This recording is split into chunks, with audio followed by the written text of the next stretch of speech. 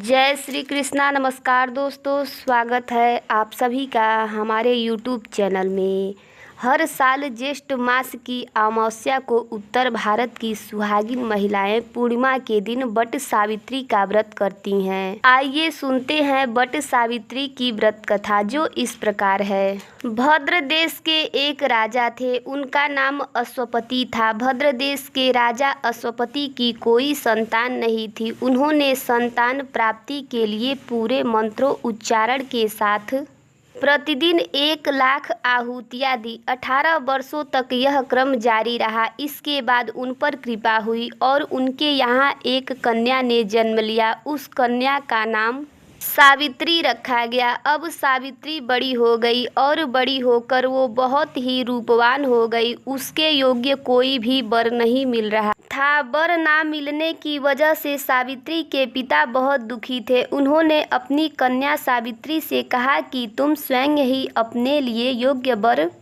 तलाश कर लाओ। सावित्री अपने पिता की आज्ञा पाकर अपने लिए वर ढूंढने निकल गई। सावित्री तपोवन में भटकने लगी। वहां उसे साल्व देश के राजा धूम्रसेन मिले। क्योंकि उनका राज्य किसी ने छीन लिया था, इसीलिए वो वहां रह रहे थे। उनके पुत्र सत्यवान को देखकर सावित्री ने पति के रूप में उसका वरण कर लिया। इसके बाद सावित्री घर लौट आई। सावित्री जब घर पहुंची तो उसने अपने पिता के साथ नारद ऋषि को देखा। पिता के पूछने पर उसने बताया कि उसने सालव्य देश के राजकुमार सत्यवान को अपने पति के रूप में स्वीकार कर लिया है। जब नारद ऋषि को ये बात पता चली तो उन्होंने कहा कि हे राजन, ये आप क्या कर रहे हैं? सत्यवान गुणवान है, धर्मात्मा है और बलवान भी है, पर उसकी आयु बहुत कम है। वो अल्प आयु है। 1 वर्ष बाद ही उनकी मृत्यु हो जाएगी। ऋषिराज नारद की बात सुनकर अश्वपति राजा घोर चिंता में डूब गए।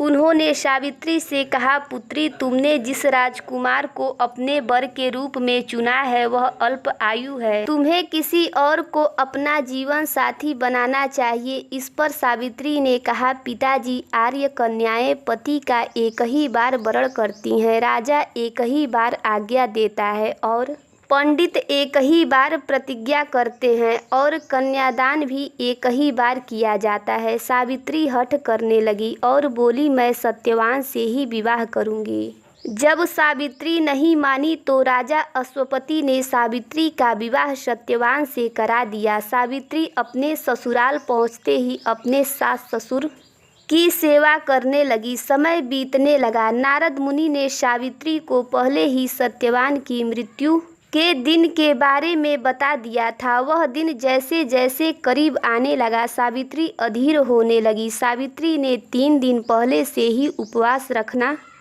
शुरू कर दी और नारद मुनि द्वारा बताई गई तिथियों पर पितरों का पूजन भी किया। हर दिन की तरह सत्यवान उस दिन भी लकड़ी काटने जंगल चले गए। साथ में सावित्री भी गई। जंगल में पहुंचकर सत्यवान लकड़ी काटने के लिए पेड़ पर चढ़ गए। तभी उसके सिर में तेज दर्द होने लगा। दर्द से व्याकुल होने के कारण सत्यवान पेड़ से नीचे आ गए।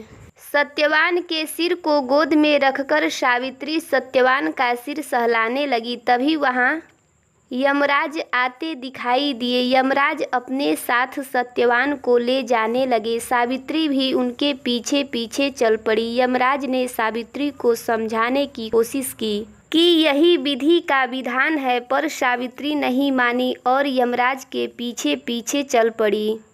उन्होंने यमराज से कहा कि मैं सत्यवान को ले जाने नहीं दूंगी। सावित्री की निष्ठा और पति पारायणता को देखकर यमराज ने सावित्री से कहा, हे देवी, तुम धन्य हो, तुम मुझसे कोई भी वरदान मांगो। सावित्री ने कहा, मेरे सास ससुर वनवासी और अंधे हैं, आप उन्हें दिव्य ज्योति प्रदान करें। यमराज ने कहा, ठीक है, ऐसा ही होगा, जाओ अब यहाँ से लौट जाओ।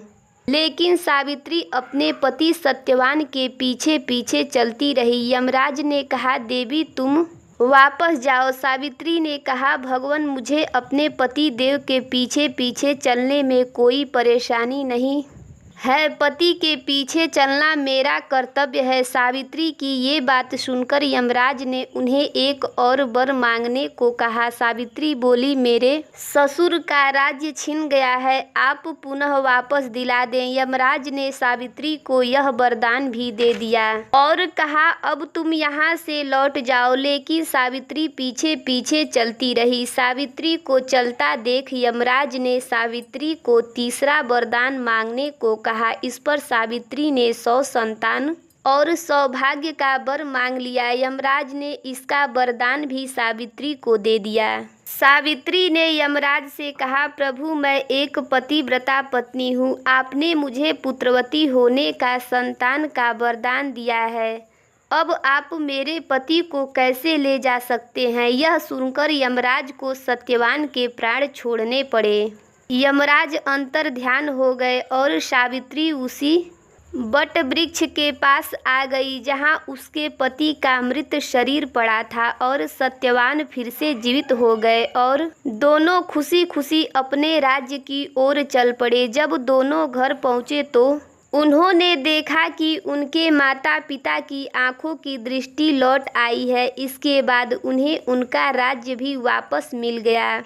इस प्रकार सावित्री सत्यवान हमेशा सुख भोगते रहे। तो ये थी बट सावित्री व्रत की कथा। इस व्रत कथा को सुनने से और व्रत करने से वैवाहिक जीवन या जीवन साथी की आयु पर आया किसी प्रकार का कोई भी संकट टल जाता है। आपको ये कहानी कैसी लगी कमेंट करके जरूर बताइएगा। वीडियो में लास्ट तक बने रहने के लिए बहुत बहुत धन्यवाद। जय श्री कृष्णा।